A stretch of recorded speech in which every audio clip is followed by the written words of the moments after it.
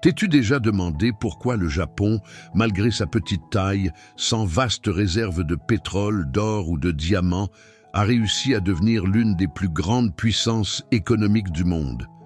L'explication ne réside pas seulement dans la technologie ou la discipline militaire. Il existe quelque chose de beaucoup plus profond, enraciné dans la culture japonaise, qui a transformé leur manière de voir l'argent.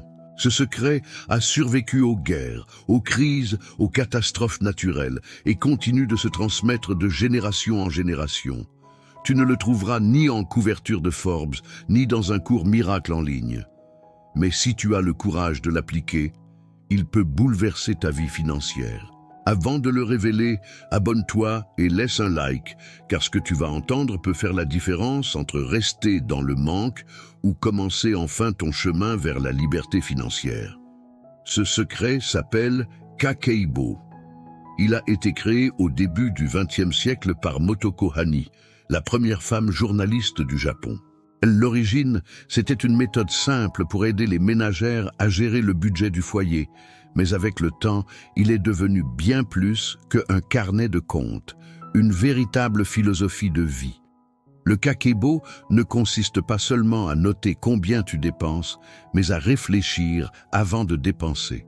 Alors qu'en Occident, la plupart reçoivent leur salaire, paient leurs factures, consomment ce qu'ils peuvent, puis se demandent où est passé l'argent, au Japon, l'ordre est inversé. D'abord, on réfléchit, ensuite on décide, et seulement après, on dépense. Cette petite différence est ce qui maintient des milliers de familles japonaises hors du cycle éternel de dette. Imagine maintenant appliquer cela à ta propre vie. Combien de fois as-tu acheté par impulsion? Un dîner inutile, un nouveau téléphone qui pouvait attendre, un abonnement que tu as oublié d'annuler. Ces petites fuites paraissent insignifiantes, mais mises bout à bout, elles représentent des centaines ou des milliers d'euros gaspillés chaque mois. Le kakeibo combat exactement cela, parce qu'il t'oblige à poser la question. En ai-je vraiment besoin? Est-ce que cela améliore ma vie ou est-ce juste un désir passager? Cette réflexion quotidienne forge la discipline, et la discipline reprogramme ton esprit pour économiser sans souffrir. Mais le secret japonais va encore plus loin. Il relie l'argent aux émotions. Au Japon, on comprend que beaucoup de dépenses inconscientes viennent d'émotions mal gérées, anxiété, jalousie, ennui, pression sociale. Le kakeibo T invite à te demander « Que ai-je ressenti quand j'y ai acheté cela ?»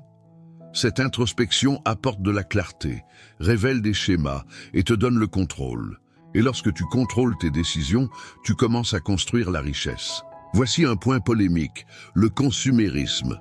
Dans beaucoup de pays occidentaux, même avec de faibles revenus, on fait tout pour exhiber des biens qu'on ne peut pas vraiment payer. iPhone sur 24 mensualités, la voiture financée qui dévore la moitié du salaire, les vêtements de marque achetés à crédit. Tout cela juste pour prouver sa valeur aux yeux des autres. À l'inverse, le japonais moyen n'a pas honte d'afficher la simplicité. Vêtements basiques, transport public, maison modeste.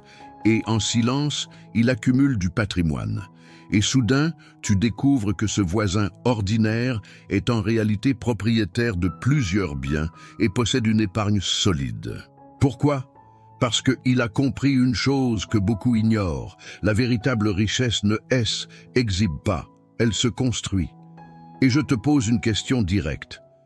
As-tu vraiment besoin de gagner plus pour devenir riche ou dois-tu apprendre à dépenser moins et mieux? Beaucoup se mentent en disant « j'épargnerai quand je gagnerai davantage ».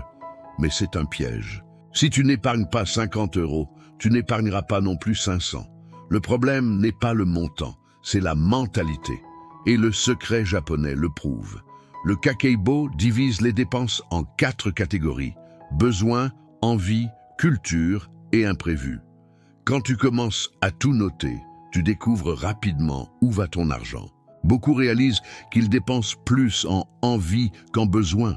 Voir cela écrit noir sur blanc est un choc, et ce choc pousse au changement. Autre différence cruciale, au Japon, épargner n'est pas une privation, mais un acte de respect envers l'avenir. Chaque pièce mise de côté est un investissement en tranquillité. Alors que dans beaucoup d'endroits épargnés et vus comme une contrainte, au Japon, c'est une preuve de sagesse.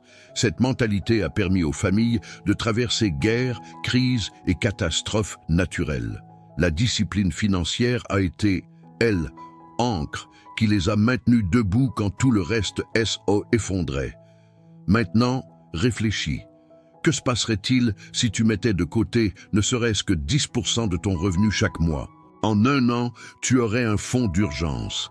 En 5 ans, une base solide pour investir. En 10 ans, des résultats qui semblent aujourd'hui impossibles. Mais la majorité attend toujours le bon moment. Et attendre, c'est la plus grande des illusions. Au Japon, devoir de l'argent est une honte sociale. Pendant que beaucoup s'enfoncent dans les dettes de cartes bancaires, les crédits à la consommation ou les prêts rapides aux intérêts abusifs, au Japon, l'endettement est synonyme de déshonneur. Ce stigmate protège les familles d'un esclavage financier à vie.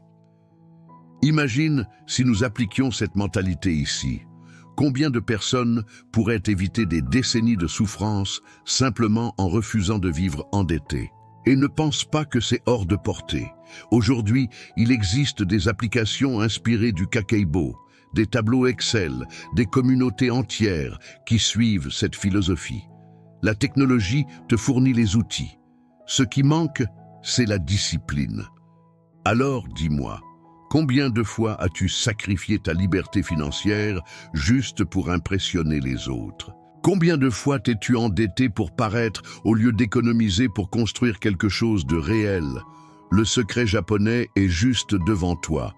La vraie question est, continueras-tu à vivre en pilote automatique ou décideras-tu enfin de changer? Et je veux te lire dans les commentaires, quelle a été ta dépense la plus inutile ces derniers mois? Écris-la car ton histoire peut ouvrir les yeux de quelqu'un qui vit la même chose.